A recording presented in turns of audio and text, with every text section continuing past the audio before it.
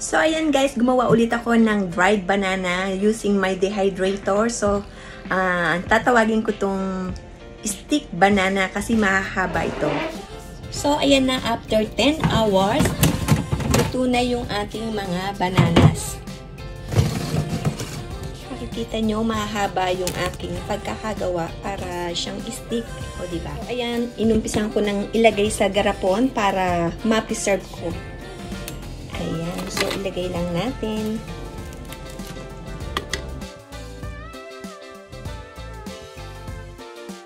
So, ang kagandahan nito guys is all natural siya.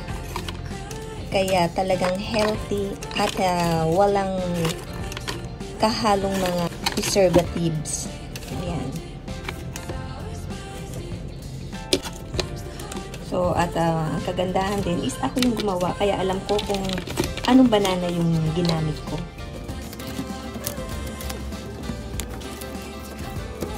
Ito na yung ating banana stick. Ayan, dried bananas. Ayan, so may tatlong tray pa tayo.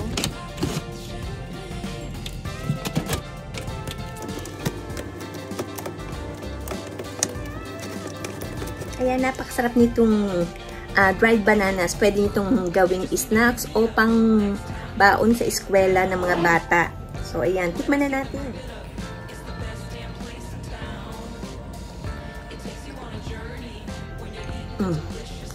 Napakasarap.